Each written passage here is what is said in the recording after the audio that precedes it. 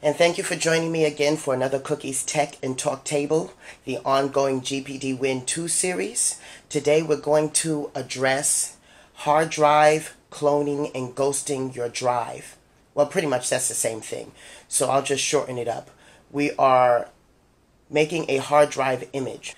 I'm addressing some of the questions that was asked by a fellow subscriber on my previous GPD Win 2 video, and then also some replies that were also on the listings of people commenting on my video. So thank you very much for those out there who've been supporting my videos, and I'm going to do my best to continue putting out more quality content to the best of my ability.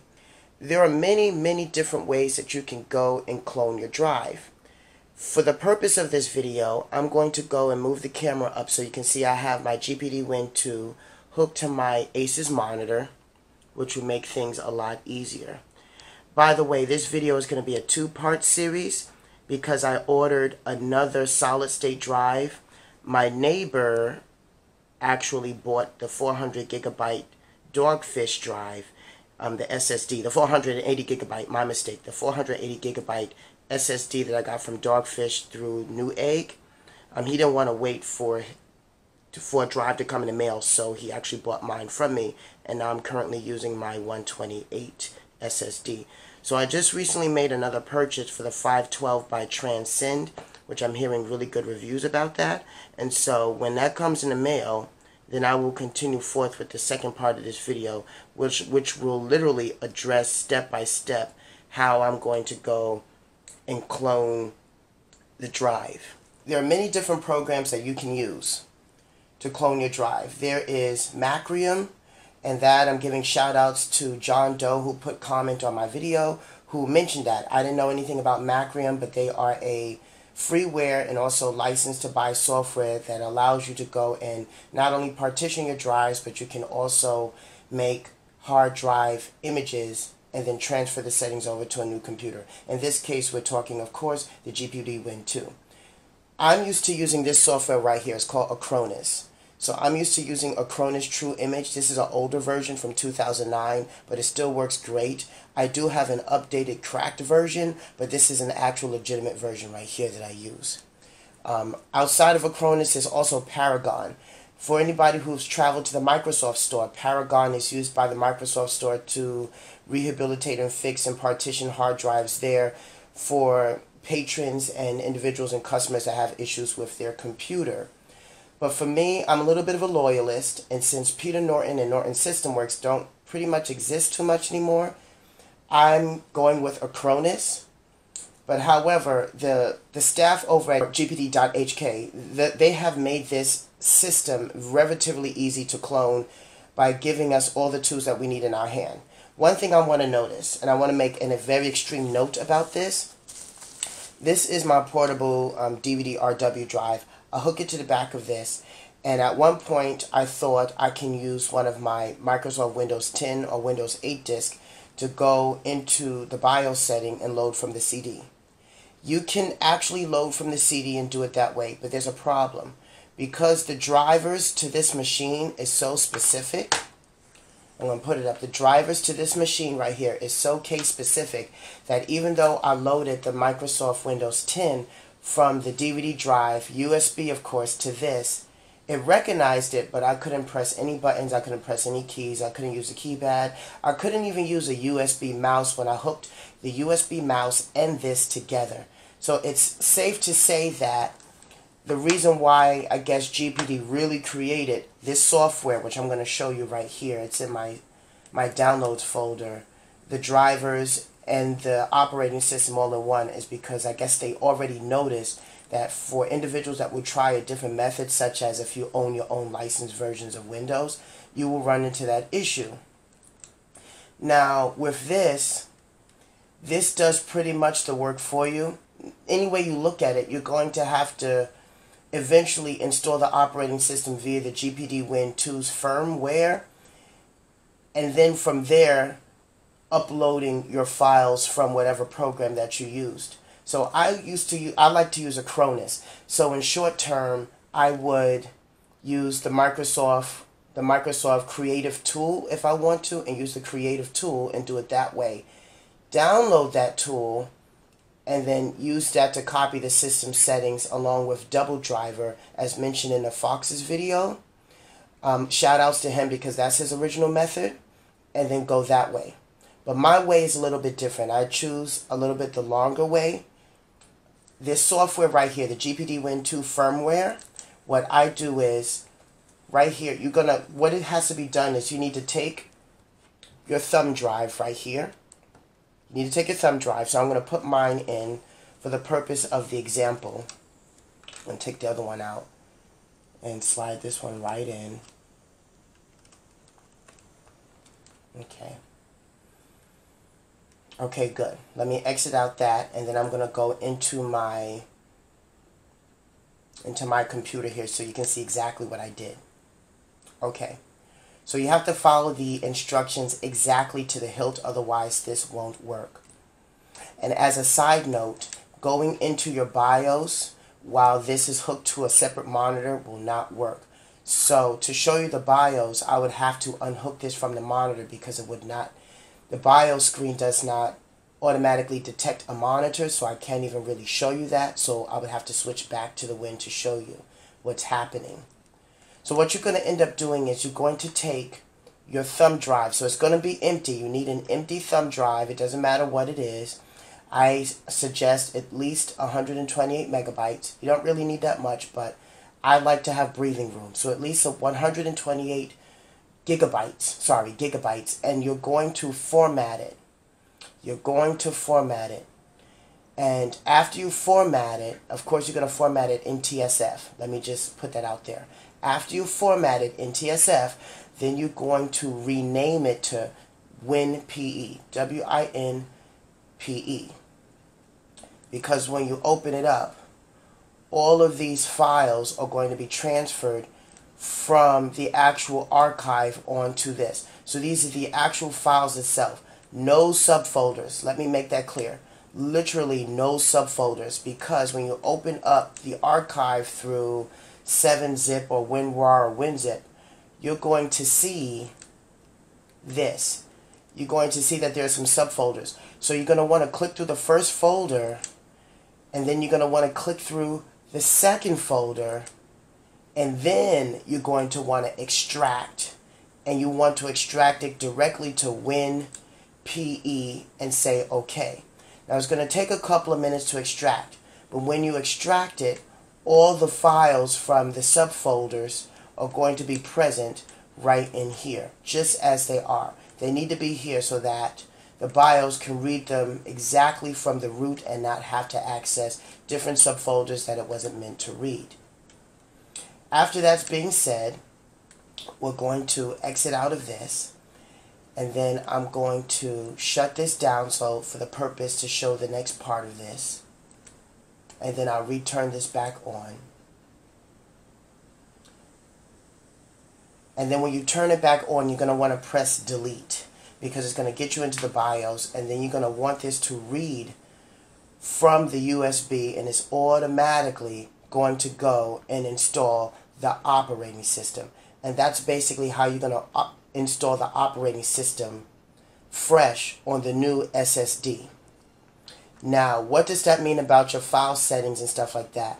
Before you do this cleaning process, you're going to want to go and install either the Acronis or the Miracom or the Macrium, the Macrium or the Paragon. So there are different types of software: Acronis, Paragon, Macrium. They all do the same thing essentially. I'm suggesting you choose the program that works well for you. I personally like Acronis, but that's just me. So you want to go and make a hard drive image first after installing the Acronis, the Macrium, or the Paragon, and go through those system settings to copy that stuff exactly to another USB thumb or a separate hard drive.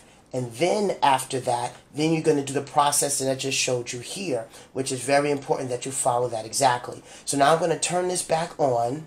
I'm going to press power here. I'm going to press delete. I keep on pressing delete, but you can hold delete actually too. So I'm holding it. pressing delete and holding it. And as you see, even though my micro HDMI to HDMI is hooked to the monitor, it doesn't show on the monitor because in the BIOS setting, it can't read from the monitor like that. So then we're going to go all the way over to boot. We're going to go all the way over to boot. I'm going to try to bring this closer so people can see. I hope you can see this. I hope this is clear. So we're going to send this all the way down to boot. And then you're going to go all the way down up to boot option 2. So boot option 2 is the Samsung flash drive. That's the drive I have in here that has the operating system with the preloaded drivers and applications by GPD. And you're going to click this option and it's going to automatically go into an automatic boot and reinstall Windows. And because it's a solid state drive, it's very, very fast.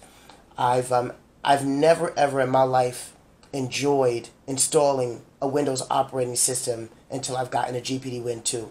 Or I should say this is the first time in my life I've used a solid state drive to install Windows on because I prefer a HDD because of the ability to recover your files and settings if there are certain sectors that get damaged. However, with an SSD, once it's damaged. That's it, it's over. So always make sure that you keep a backup of all of your stuff. The number one key to a nerd in the computer world is backup, backup, backup, especially with an SSD. They're convenient, but they're unreliable at times. So make sure you have a backup. So that's what you're going to want to do. So I'm going to go through these steps one more time. You're going to install either the Acronis, an updated version. Of course, mine is outdated here.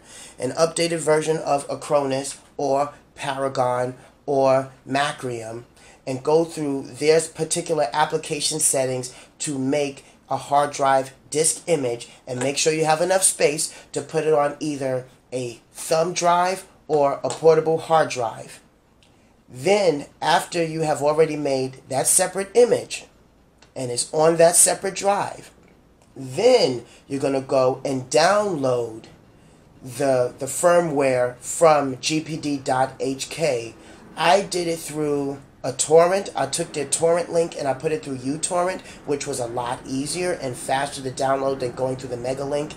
And then you're going to want to have a separate thumb drive as before, and make sure that you're ready to format it in TSF, and then rename it to the WinPE or the WinME according to the instructions in the actual archive folder. And then when you go and click into the archive folder, when you get ready to transfer the files, make sure you click through both subfolders to get to the root of all of the main files, because you're going to transfer those files to the root of the newly formatted USB thumb drive that you put in, that you're going to go and restart the entire system from. So I'm going to exit this and go right back in there. And then after the installation has completed there, you're going to restart the GPD Win 2, just like I did right here, to go into the BIOS by pressing and holding delete. Go all the way to the end to where you have the boot options and boot from that thumb drive, and just let the magic happen. After the installation finishes, then you're going to have to reinstall your application software again, whether it be the Acronis, the Macrium, or the Paragon, and then your files, your ghost file of your SSD on the other USB thumb or portable hard drive, you can then re-upload and go through the settings through that application again to reinstall your original image. And that's how I go and do the entire process of cloning my drive first to reinstall it again on a whole new SSD. Now, I'm quite sure there are more ways to go about doing it, but this is my particular way.